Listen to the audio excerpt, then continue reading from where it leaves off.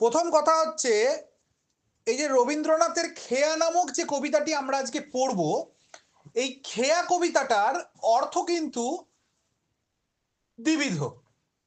আমরা খেয়া বলতে যে খেয়াকে এখানে দেখব সেই অর্থ ছাড়িয়ে আর একটা নতুন অর্থ আমরা কিন্তু পরিলক্ষিত করতে পারবো।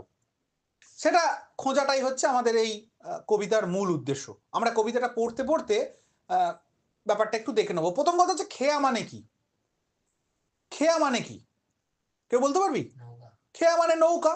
তাহলে কবিতাটা আসলে কি নৌকা নিয়ে? ভালো করে শুনবি, কবিতাটা আসলে কি নৌকা নিয়ে নাকি অন্য কিছু বলতে চাইছেন কবি? এইটাই হচ্ছে আমাদের মূল উপজীব্য। এবার আমি দু চারটে কথা বলি।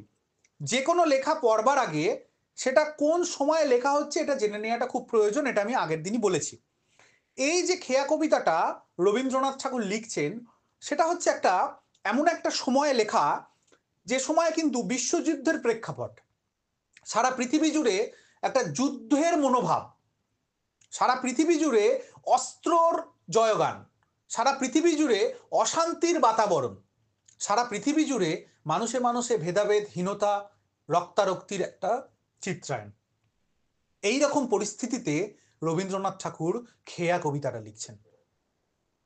আচ্ছা, একটা মানুষ কি করে নৌকো নিয়ে কবিতা লিখতে পারেন, খেয়া নাম দিয়ে কবিতা লিখতে পারেন? যখন যুদ্ধ হচ্ছে, যখন মানুষে মানুষে ভেদাভেদ চলছে, যখন মানুষে মানুষে রক্তারক্তি হচ্ছে, তুই পারতিস? পারতিস লিখতে? রক্তারক্তি, কাটাকাটি, মারামারি, হানাহানি, তখন খেয়া নামক একটি কবিতা? তাহলে রবীন্দ্রনাথ কি একটু অন্য ধরনের কিছু লিখতে চেয়েছেন, যেটা যুদ্ধের সাথে সম্পর্কিত নয়? নাকি রবীন্দ্রনাথ যুদ্ধের সাথে সম্পর্কিত, মানুষের হানাহানি রক্তারক্তির সাথে সম্পর্কিতই এমন কোন কবিতা লিখতে চেয়েছেন যেটা আমরা কবিতাটা পড়লে বুঝতে পারবো? কৌতূহল হচ্ছে না যে রবীন্দ্রনাথ ওই রকম একটা পরিস্থিতিতে দাঁড়িয়ে কি লিখছেন এই খেয়া নামটা দিয়ে? জাস্ট ভাব, কবিতাটা তো এখনো পড়িসনি, জাস্ট ভাব যে রবীন্দ্রনাথ কে, রবীন্দ্রনাথ কেন এরম লিখছেন? চারিদিকে যুদ্ধ হচ্ছে, হানাহানি হচ্ছে, পাগল আছে নাকি লোকটা? একটা খেয়া নামক একটা কবিতা লিখে দিল। খেয়া, নৌকা, নৌকোয় ভেসে বেড়াবে চন্দ্রদিঘির প্যাডেল বোটে করে?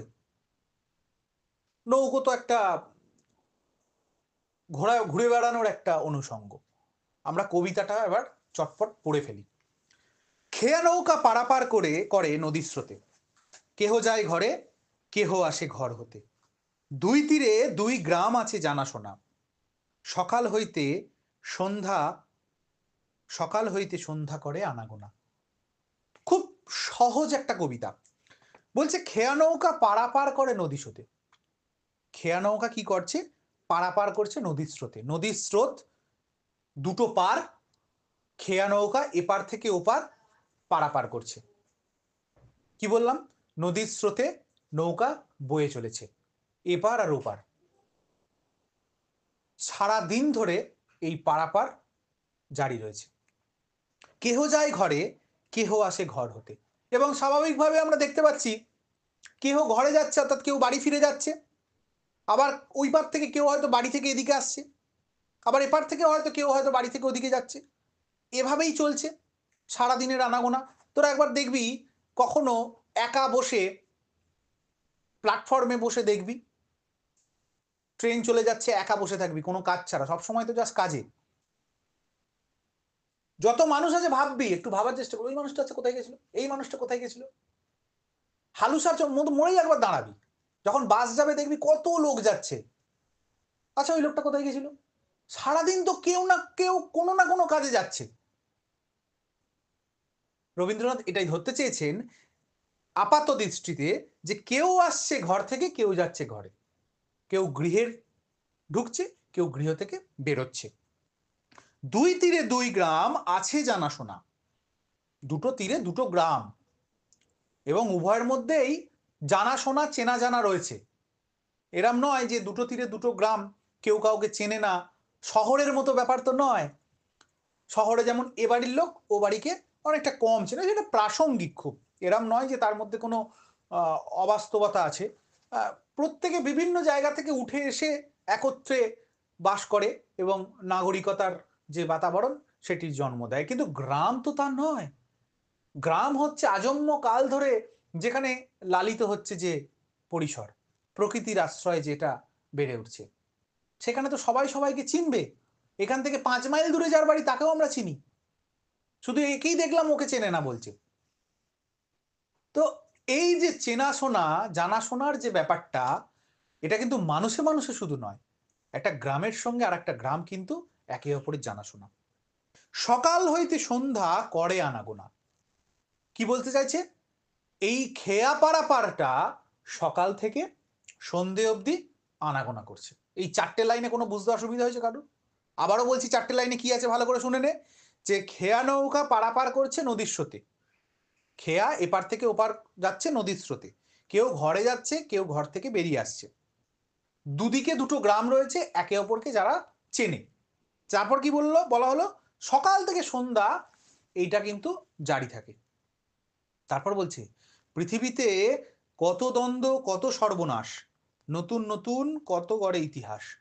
এইখানে রবীন্দ্রনাথ পঞ্চম লাইনে এসে একটু অন্য দিকে নিয়ে যেতে চাইলেন, যেটা হয়তো কবিতাটার মূল মোড়কটা উন্মোচিত হবে।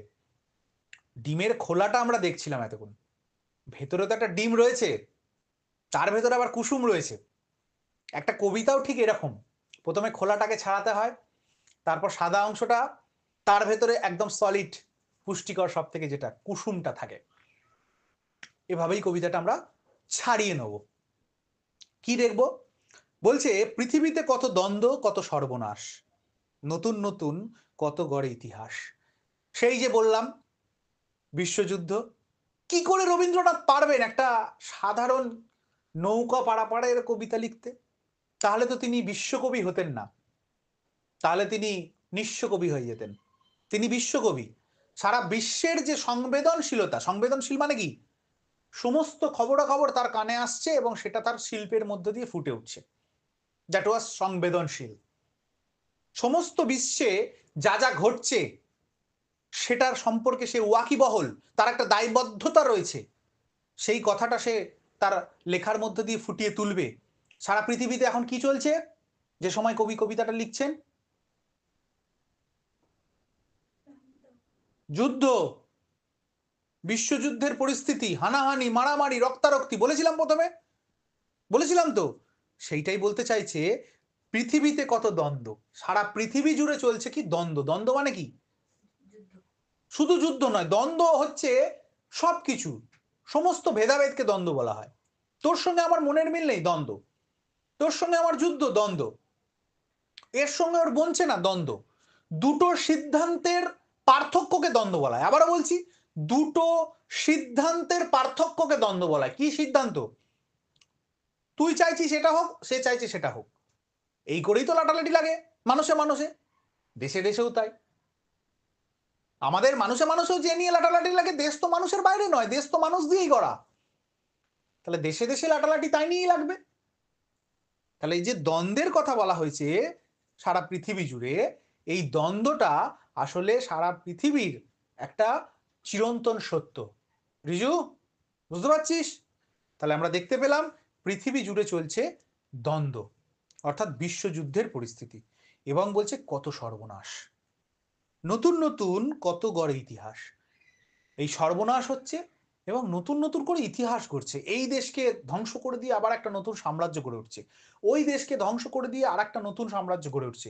এই দেশ পুরোপুরি ধ্বংস হয়ে যাচ্ছে, ওই দেশ পুরোপুরি চাপা পড়ে যাচ্ছে। এর অর্থনৈতিক অবস্থা উন্নত হচ্ছে, ওর অর্থনৈতিক অবস্থা খারাপ হচ্ছে। এইরকমই তো হয়।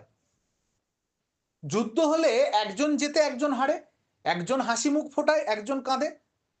তা নতুন নতুন ইতিহাস মানে তো তাই, নতুন নতুন করে কত ঘটনাপঞ্জি লিখিত হচ্ছে প্রতিনিয়ত, সেটাকেই বলতে চাওয়া হয়েছে।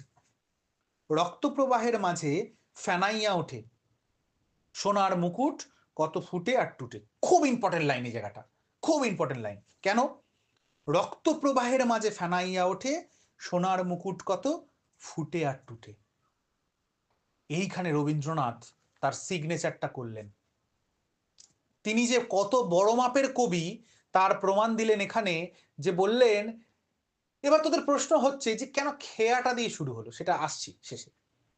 এখানটা কি বলতে চাইছে, রক্ত প্রবাহের মাঝে ফেনাইয়া ওঠে, রক্তের প্রবাহ, এত রক্তক্ষয়, এত রক্তের ফলাফলটা কি হয় যুদ্ধের, আলটিমেটলি রক্তক্ষয়ই হয়, আর কিছু হয় না। একটা জায়গা, সেটাকে নিয়ে মারামারি হচ্ছে, জায়গাটা যেরাম থাকা সেরামই থাকে, এর জায়গা থেকে ওর জায়গায় যায়, শুধু এর হাত থেকে ওর হাতে যায়, জায়গার কোনো তফাৎ হয়? হয় কি? একটা দেশকে নিয়ে দুটো দেশের টানাটানি চলছে, দেশটা তো দেশই থাকছে, দুটো দেশের মধ্যে কি হলো, মারামারি করে রক্তারক্তি হয়ে গিয়ে কিছু মানুষের প্রাণ গেল, তাই তো? তাহলে এই যে বলতে চাইছে রক্ত প্রবাহের মাঝে ফেনাইয়া ওঠে, চারিদিকে যে রক্তের প্রবাহ ফেনাইয়া ওঠে, মানে কত রক্ত ফুটলে ফেনিয়ে ওঠে, মানে বুঝতে পারছিস কত সংগ্রাম, কত রক্তের ক্ষয় এখানে ফুটে উঠছে। তারপর বলছে সোনার মুকুট কত ফুটে আর টুটে, যেন সোনার মুকুট বারবার ফুটে উঠছে। সোনার মুকুট, রাজার মাথায় সোনার মুকুট হয় আমরা জানি, এখানে সোনার মুকুট বলতে কি বোঝানো হচ্ছে, সোনার মুকুট মানে কিন্তু সোনার মুকুট নয়, রক্তের ফেনার মধ্যে সোনার মুকুট, এইটা ছবিটা রবীন্দ্রনাথ আঁকছেন এখানে, চারিদিকে রক্ত, রক্তের পুকুর, রক্তের নদী প্রবাহিত হয়ে চলেছে, শুধুই রক্ত, তার মধ্যখানে কি উঠছে, সোনার মুকুট ফুটে উঠছে। ছবিটা ভাবতে পারছিস কিরম রগরগে একটা ছবি, রক্ত ভেসে যাচ্ছে, মাঝখান থেকে ফুটে উঠছে কি একবার একবার করে সোনার মুকুট, এরম একটা ছবি এখানে এঁকে দিলেন, মারাত্মক একটা ছবি। কি মানে এটার? রবীন্দ্রনাথ বলতে চাইলেন সোনার মুকুট মানে কি, রাজা, রাজত্ব, রাজত্ব মানে কি সাম্রাজ্যবাদী ক্ষমতা, সাম্রাজ্যবাদী ক্ষমতা মানে কি নতুন করে একটা রাজ্যের গড়ে ওঠাকে আমরা কি বলছি, সাম্রাজ্যবাদী ক্ষমতা, ঠিক? তাহলে নতুন করে একটা রাষ্ট্রের গড়ে ওঠা, নতুন করে একটা রাষ্ট্রের মাথাচাড়া দিয়ে ওঠা, সেটাকে বলা হয় সাম্রাজ্যবাদী ক্ষমতা। এই বারবার সোনার মুকুট ফুটে উঠছে মানে কি সাম্রাজ্যবাদী ক্ষমতা বারবার জেগে উঠছে, যাদের যত বেশি পাওয়ার তারা তত বেশি করে কি করছে, জেগে উঠছে। আগে ছিল কি রাজার ছেলে রাজা হবে, কি নিয়ম হলো, জোর যার মুলুক তার, যে যত বেশি রক্ত খাওয়াতে পারবে, যে যত বেশি মারতে পারবে, সে তত বেশি লুট করতে পারবে, আর সেই হবে রাজা। এই নীতির কথা রবীন্দ্রনাথ এই খেয়া কবিতাটাতে বললেন, তাই জন্যই তো বলছেন রক্ত প্রবাহের মাঝে কি উঠছে, মুকুটটা ফুটে উঠছে। তার মানে কি মুকুট পেতে গেলে, রাজত্ব পেতে গেলে, রাজ্য পেতে গেলে, রাষ্ট্র পেতে গেলে, রাজা হতে গেলে কি দরকার, রক্ত খাওয়ানো দরকার। রক্ত না খাওয়ালে কোনো রাজা বা রাজত্ব পাওয়া যায় না। এইটা হচ্ছে আধুনিক সময়ের ভবিতব্য। কোন সময়ের ভবিতব্য? 1913, 1930-এর দশক, 38, 39, 41, এই যে সময়টা প্রথম বিশ্বযুদ্ধ দ্বিতীয় বিশ্বযুদ্ধের যে ফেজ, আমি 10 থেকে 40-ই ধরছি, গোটা যে ফেজটা 1910 থেকে 1940-এর মধ্যবর্তী যে সময়টা সব থেকে জঘন্যতম একটা সময় ছিল, সারা পৃথিবী ভুগেছে সেই সময়, কারণ ওইটুকু টাইমের মধ্যে দুটো বিশ্বযুদ্ধ হয়ে গেছে, পরপর দুটো বিশ্বযুদ্ধ হয়েছে, আমরা জানি, সেটা ইতিহাসে পড়েছি, পড়েছিস তো, পড়িসনি? তাহলে এই জায়গাটা কি জায়গা, এই জায়গাটা হচ্ছে রাজত্ব, সাম্রাজ্যবাদ ফুটে উঠছে কিসের দ্বারা, ভালো কাজের দ্বারা না, রক্ত প্রবাহের দ্বারা। এই জায়গাটাই রবীন্দ্রনাথ তুলে ধরতে চাইলেন। রাজা হওয়ার শর্ত কি, রাজা হওয়ার শর্ত হচ্ছে রক্তক্ষয়, ওই জন্য তো মুকুটটা বারবার ডুবছে নিচ্ছে। তারপর কি বলছে, সভ্যতার নব নব কত তৃষ্ণা ক্ষুধা, উঠে কত হলাহল, উঠে কত সুধা। সভ্যতা, সভ্যতার কি নব নব কত তৃষ্ণা আর ক্ষুধা, রাজা আসছে, রাজা আসা মানেই, নতুন রাজা আসা মানেই নতুন একটা সভ্যতা। রবীন্দ্রনাথ সময়কে প্রশ্ন করলেন যে তুমি তো আগে এরম ছিলে না, রবীন্দ্রনাথ সভ্যতাকে প্রশ্ন করলেন, তুমি তো আগে এমন ছিলে না, প্রশ্ন করলেন তো, রবীন্দ্রনাথ সময়কে প্রশ্ন করলেন, রবীন্দ্রনাথ সভ্যতাকে প্রশ্ন করলেন। কি বললেন? তুমি তো আগে এরকম ছিলে না, তুমি কেন এইরকম তৃষ্ণার্ত হয়ে গেলে, তুমি কেন এইরকম ক্ষুধার্ত হয়ে গেলে, তোমার এত খিদে কিসের? এবার আমার তোদের কাছে প্রশ্ন, বলতো রবীন্দ্রনাথ সভ্যতার কাছে কোন খিদের জন্য আঙুল তুলেছেন? সভ্যতার প্রতি? ইয়েস, রক্তের খিদে। সভ্যতার খিদে কেমন হওয়া দরকার ছিল? সভ্যতার খিদে হওয়া দরকার ছিল ভালো কাজকর্ম, প্রকৃতি, সুন্দর পথঘাট, সুন্দর ঘরবাড়ি, ফুটফুটে মানুষ, তাদের প্রবাহ, তার মাঝখানে ফুটে উঠবে সোনার মুকুট। যারা আঁকতে পারে এই আঁকাগুলো, এইগুলো আঁকলে কত ভালো হবে বুঝতে পারছিস? যে দুটো চিত্র, একটা রক্ত বয়ে যাচ্ছে মাঝে মাঝে ডুবডুব করে সোনার মুকুট ফুটে উঠছে, আর একটা প্রকৃতি, তার মাঝখানে সোনার মুকুট ফুটে উঠছে। দুটো সভ্যতাকে দেখিয়ে দেওয়া হচ্ছে। রবীন্দ্রনাথ প্রশ্ন করছেন, সভ্যতা তো এরকম হওয়ার কথা ছিল না। সভ্যতা হওয়ার কথা ছিল প্রকৃতির মাঝে, প্রকৃতি লালিত, প্রকৃতি আচ্ছাদিত, ভালো কাজের মধ্য দিয়ে রাজার এগিয়ে যাওয়া দরকার ছিল। তোমার এত খিদে কিসে, রক্তের খিদে কিসে? নতুন নতুন করে নতুন নতুন খিদে জন্মাচ্ছে। প্রথমে সাম্রাজ্যবাদ, তারপর পুঁজিবাদ, নতুন নতুন করে খিদে জন্মাচ্ছে তোমার। কি বলছে? উঠে কত হোলাহল, উঠে কত সুধা। রবীন্দ্রনাথ চোখ চোখ মেলে দেখলেন এই সভ্যতা, ভালো জিনিস আমরা আপাত দৃষ্টিতে দেখছি, এই জন্য বলেছে সুধা। সুধা মানে মিষ্টি, অমৃত, ভালো মধুর জিনিস। কিন্তু আর একটা কথা রবীন্দ্রনাথ বললেন, এই সভ্যতা আমাদেরকে দিচ্ছে বিষ। তাই জন্য বলেছে উঠে কত হলাহল। উঠে কত হলাহল মানে কি? অর্থাৎ কত বিষ যেন ফুটে উঠছে। তাহলে এই জায়গাটা আমরা কি দেখতে পেলাম? যে রক্ত প্রবাহের মাঝে আমরা দেখতে পাচ্ছি, আবারও দেখ, রক্ত প্রবাহের প্রথমে দেখলাম কত দ্বন্দ্ব, কত সর্বনাশের কথা। তারপর মোড়কটা আরেকটু উন্মোচিত হলো। কি বলছে? যে রক্ত প্রবাহের মাঝখানে কি ফুটে উঠছে? রাজত্ব ফুটে উঠছে, রাজা এগিয়ে যাচ্ছে। তারপর আমরা কি দেখলাম? সভ্যতাকে রবীন্দ্রনাথ প্রশ্ন করছেন, আঙুল তুলছেন তার এই রক্তর ক্ষুধার জন্য, রক্তের তৃষ্ণার জন্য, মানুষ মারার যে প্রবণতা তার জন্য। এবং তারপর কি বলছে? উঠে কত হোলাহল, উঠে কত সুধা। এটার ফলে শুধু অমৃতের আপাত দৃষ্টিতে জন্ম দেখলেও এটার ফলে হলাহল ফুটে উঠছে। হলাহল মানে কি? বিষ। তাহলে যে সভ্যতা বিষের জন্ম দেয়, সেই সভ্যতা আর যাই হোক ভালো হতে পারে না। পারে কি? পারে না। হেতা শুধু দুই তীরে কে বা জানে নাম, হে শুধু হেতা দুই তীরে কে বা জানে নাম, দোহা পানে চেয়ে আছে দুইখানি গ্রাম, এই খেয়া চিরদিন চলে নদী স্রোতে, কেহ যায় ঘরে কেহ আসে ঘর হতে। তারপর কি বলছে? দুটো তীরে দুটো গ্রাম। আবারও সেই একই কথা প্রথমে বলেছিল, মনে আছে? ওই আবার একই কথা রিপিট করছে। দুটো তীরে দুটো কি চেয়ে রয়েছে? দুটো গ্রাম রয়েছে। প্রথমে তো মনে হলো দুটো গ্রামের সঙ্গে খুব খাতির। এইখানে রবীন্দ্রনাথ বুঝিয়ে দিল দুপারে দুটো গ্রাম, আর মাঝখানে যে প্রবাহ নদীর, সেটা হচ্ছে রক্তের প্রবাহ। কি বলছি আবারও ভালো করে ইমাজিন কর। দুদিকে দুপারে দুটো গ্রাম, মাঝখান দিয়ে নদীর প্রবাহ। ওই নদীটা আসলে হচ্ছে সময়। যে সময়টা কি সময়? ভালো সময়, রক্তের মতো প্রবাহিত সময়, রক্তক্ষয়ী সময়। আসলে এখানে রবীন্দ্রনাথ রূপকে কবিতাটা লিখেছেন। রূপক মানে কি? যেটা বলতে চাইছে তার ভেতরে একটা অন্য অর্থ আছে। দেখবি আমরা অনেক সময় এরকম করি বন্ধুদের মধ্যে, কথা বলছিস তুই একটা তার নিয়ে, এই তুই আমার নিয়ে কিছু বলছিস, না না আমি তো ওই নিয়ে বলছি। রবীন্দ্রনাথ এখানে রূপক দিলেন। রূপক কি? রূপক হচ্ছে আমরা যেটা দেখছি তার ভেতরে আর একটা অন্য অর্থ লুকিয়ে রয়েছে। রবীন্দ্রনাথ এবার দেখালেন, দেখো দুপাশে দুটো গ্রাম রয়েছে, ভালো করে দেখ আমার দিকে তাকিয়ে, এদিকে একটা গ্রাম, এদিকে একটা গ্রাম, এটা নদী। রবীন্দ্রনাথ দেখালেন এই দুটো গ্রাম দুদিকে মুখোমুখি চেয়ে আছে, তারা কখনো এক কাছে আসতে পারছে না। তাহলে বিভেদ। মাঝখানে কেন বিভেদ হয়েছে? এই প্রবাহটার জন্য, এই নদীর প্রবাহটার জন্য। এই নদীর প্রবাহটা কিসের প্রবাহ? রক্তের প্রবাহ। যদি এই রক্তের প্রবাহটা না থাকতো তাহলে মানুষ ছুটে এর কাছে ওর কাছে চলে যেতে পারতো। একে অপরের দিকে মুখ পানে চেয়ে দাঁড়িয়ে আছে, তাকিয়ে আছে। মানুষ আর মানুষের মধ্যে ভেদাভেদ কে লাগায়?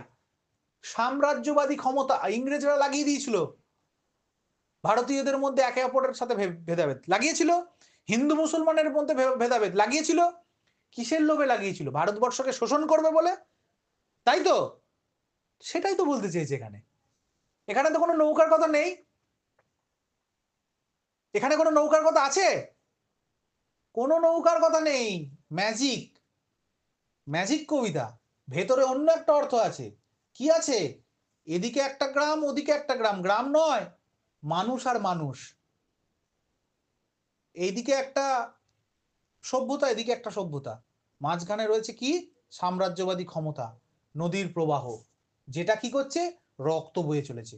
যার ফলে কি হচ্ছে? যার ফলে একে অপরের সঙ্গে কোনো দিনই মিল আমরা দেখতে পাচ্ছি না, অথচ একে অপরের দিকে তাকিয়ে আছে, মিলতে চাইছে, যেতে পারছে না। বোঝা গেল? আসলে এই নদীটা হচ্ছে জীবনের নদী।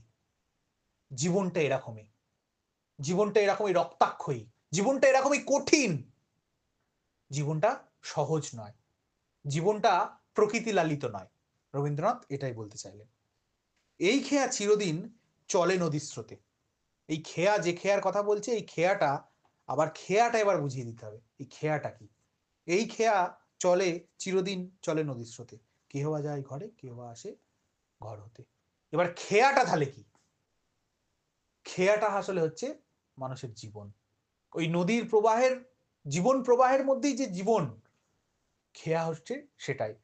এই রক্তাক্ষয়ী প্রবাহের মধ্যে দিয়েই তো আমরা বেঁচে আছি। করোনাটাকে যদি আমরা ওই রকম ধরি, তার মধ্যেও তো আমরা বেঁচে ছিলাম। কিছু লোক ডুবেছে নদীতে, অর্থাৎ করোনায় মারা গেছে, কিন্তু আমরা তো ওই প্রতিকূলতাটাকে কাটিয়ে উঠতে পেরেছি। খেয়া আসলে হচ্ছে ওই রকমই একটা জীবন, যেটা ওই কঠিন পরিস্থিতির মধ্যে দিয়েও কি হয়? বয়ে যায়। তুই এখন কিন্তু বয়ে চলেছিস, আমি কিন্তু এখন বয়ে চলেছি। কেন বলতো বয়ে চলাটা? এই যে প্রতিদিন আমরা কিছু না কিছু করছি, আমাদের জীবনটা তো বয়ে চলেছে। আমরা খেয়া, কেন খেয়া বলতো আমরা এক একজন? কারণ আমরা প্রতিদিন ওই নৌকোর মতো নিজেরা কিছু খাচ্ছি। নৌকোরও কিছু না কিছু লাগে এগিয়ে চলার জন্য, হয় স্রোত লাগে, নয় দাঁড় লাগে, নয় পাল লাগে, লাগে। তাহলে আমরা খাচ্ছি দাচ্ছি, তার জন্য এগিয়ে চলছি, ওটা আমাদের তেল, বাইকের তেল। আর কি? আমরা প্রতিদিন জীবন থেকে কিছু না কিছু শিখছি। আজকে পড়তে এলি, কিছু শিখলি, এটাই শেষ কথা নয়। তুই একটা রাস্তায় ঠকলি কারোর কাছে, ঠকাটা কি ঠকার শিক্ষা নয়? তোকে দ্বিতীয়বার আর কেউ ঠকাতে পারবে? তাহলে এই যে প্রতিদিন আমরা যে কিছু না কিছু নিজে অর্জন করছি, প্রতিদিন আমাদের জীবনের অভিজ্ঞতা কমছে না বাড়ছে বলতো এটা আগে? প্রতিদিন আমাদের জীবনের অভিজ্ঞতা বাড়ে না কমে যায়? বাড়ে তো। প্রত্যেক দিন তো আমরা বাড়ছি, জীবনের অভিজ্ঞতা বাড়াচ্ছি। তাহলে এই যে অভিজ্ঞতা বাড়ানো, এটাকে সঞ্চয় বলে তো? খেয়াই তো তাই তাই করে। খেয়ার কাজ কি? খেয়ার কাজ এপার থেকে কিছু সঞ্চয় করে ওপারে গিয়ে রেখে আসা, ওপার থেকে কিছু সঞ্চয় করে ওপারে গিয়ে রেখে আসা। তাহলে আমরা, আমাদের জীবনটা তো এরকমই, আমরা প্রতিদিন এপার ওপার করছি, জীবনটার পারাপার করছি। একটা দিন আসবে ডুবে যাব, মরে যাব। বুঝতে পারলাম ব্যাপারটা? তাহলে খেয়া হচ্ছে আসলে জীবনের উৎস। আমরা প্রতিদিন জীবন থেকে এই কষ্ট করে যেমন কিছু আহরণ করি, সঞ্চয় করি, দিয়ে একদিক থেকে আর একদিক পারাপার করি, খেয়াও তেমনি পারাপার করছে। খেয়া আসলে এখানে কোনো কোনো এখানে নৌকার কথা আছে কি? পেলি কি কোন নৌকার কথা এখানে? এখানে কিসের কথা পেলি? আমাদের এই জীবনের কথা পেলি। আর কি পেলি? রক্তাক্ষয়ী সংগ্রামের কথা পেলি। বোঝা গেল ব্যাপারটা? কিরে, না বুঝতে পারিসনি?